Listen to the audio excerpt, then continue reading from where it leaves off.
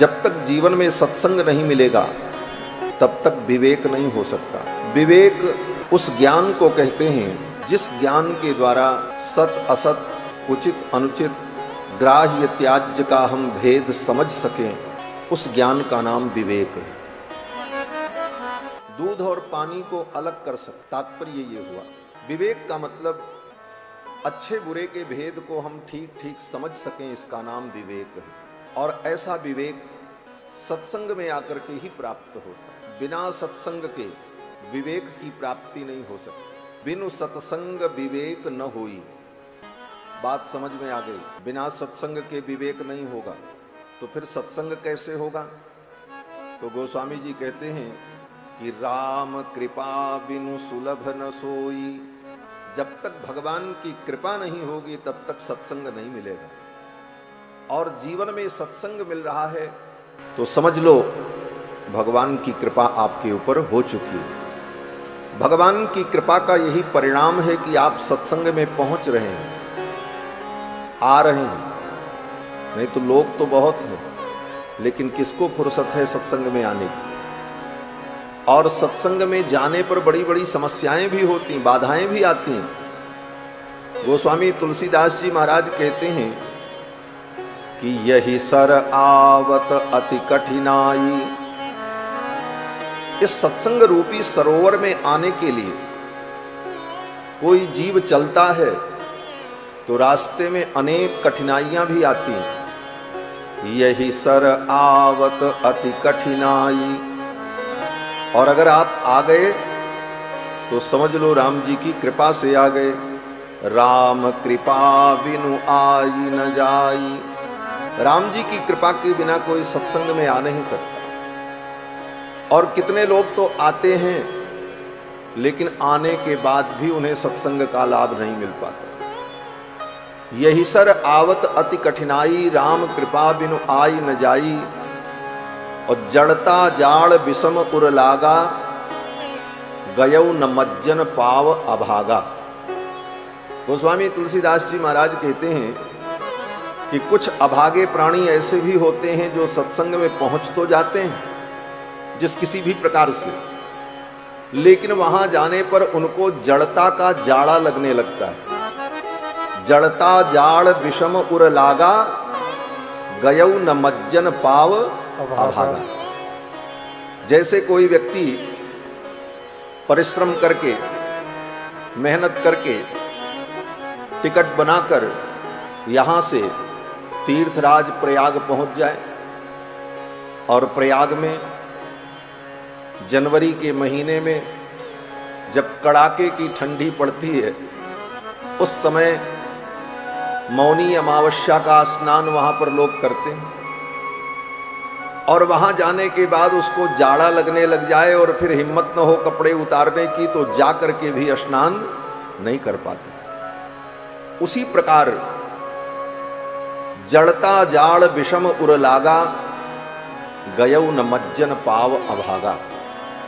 जो अभागे प्राणी हैं वो सत्संग रूपी सरोवर तक पहुंच तो जाते हैं, लेकिन अज्ञान का जाड़ा उनको इतना पकड़ लेता है कि उनका मन उसमें डूब नहीं पाता, डुबकी नहीं लगा पाता। तर्क कुतर्क से बुद्धि उनको विचलित करती रहती है और सत्संग रूपी सरोवर में वो स्नान नहीं कर पाते। और अगर आ गए और सरोवर में डुबकी लगाई, भगवान की कथा में अपने मन को स्नान कराया, तो समझ लो वो बड़भागी है। भगवान की उसके ऊपर प्रत्यक्ष कृपा बरस रही है। यही कृपा का परिणाम है।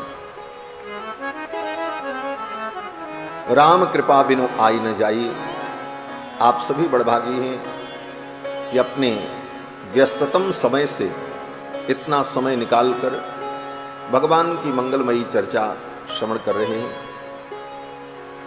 जीव का परम धर्म है इस मानव जोनि को प्राप्त करके वो भगवान के चरणारविंद को प्राप्त करे। इसीलिए ये मानव जीवन मिलता है। अन्य जीवन जो है पशु पक्षियों का जीवन, भोजन शयन संतान की उत्पत्ति, ये सब तो पशु भी करता है। लेकिन पशु कुछ नए कर्म नहीं करता।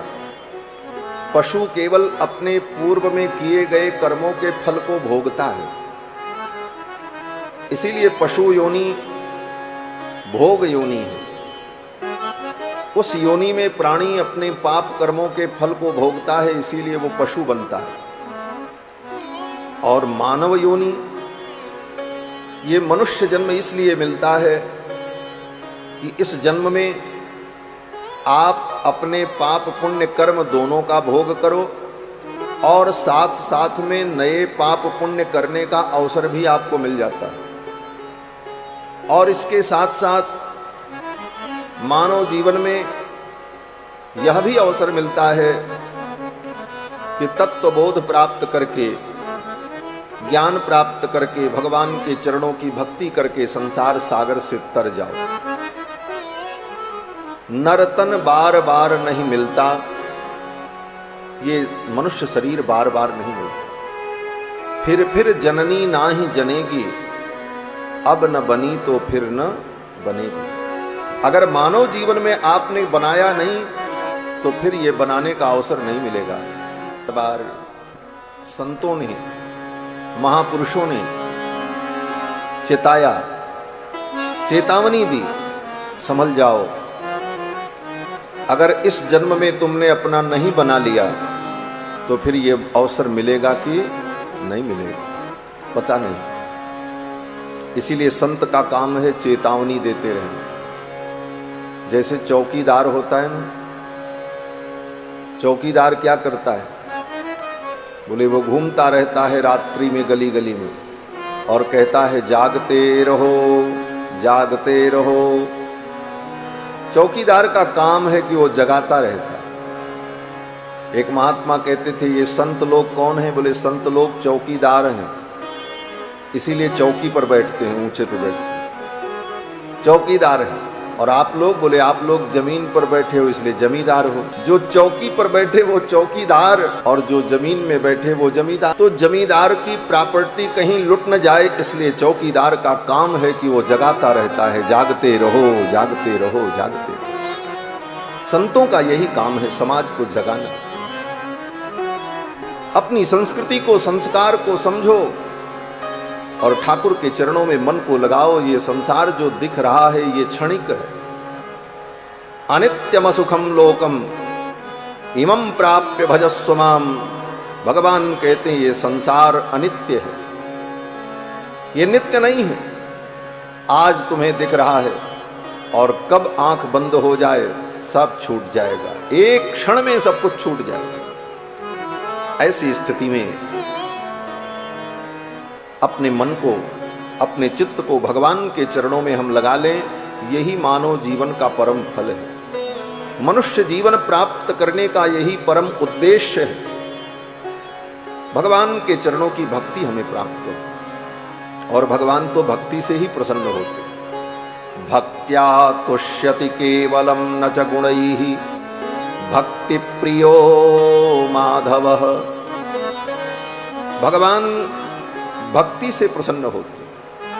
भक्ति का मतलब प्रेम, निस्वार्थ प्रेम, स्वार्थ रहित प्रेम, उसी को भक्ति कहते हैं। और बाकी जो भक्ति है बोले वो तो स्वार्थ वाली है। महाराज मंदिर में गए, 2 पैसे का फूल, फोकट का पानी भगवान के ऊपर चढ़ाया और कहा महाराज हमारा ये काम करो, करोड़ों का काम भगवान से मांगा। तो ये भक्ति नहीं है, ये व्यापार है। इसको व्यापार कहा है। भगवान से व्यापार मत करो, भगवान से तो प्यार करो। प्यार में समर्पण होता है और व्यापार में लेन देन होती है। इसीलिए श्रीमद् भागवत महापुराण में जब नरसिंह भगवान की कथा आई तो नरसिंह भगवान जब खंभे से प्रकट हुए गर्जना करते हुए, यस्तंभाद गर्जमानो गगट गड़गड़ाद बालचंद्रार्ध दृष्टः व्योमा भूत पाट्यमान पपट पट पटस्ताड्यमान सटाभिः गर्जना करते हुए नरसिंह भगवान जब प्रकट हुए, हिरण्यकश्यपु का वध कर दिया। भक्त प्रहलाद ने भगवान के चरणों में साष्टांग प्रणाम किया और कहा, प्रभु आपके चरणों में मैं प्रणाम करता हूं, मेरे ऊपर कृपा करो। तो भगवान बड़े प्रसन्न हुए और भगवान ने कहा, प्रहलाद वरदान मांगो, क्या चाहिए। आज मैं प्रसन्न हूं तुम्हारे ऊपर, ऐसी विषम परिस्थिति में भी तुमने मेरा भजन नहीं छोड़ा, इतने दुख आए तुम्हारे ऊपर,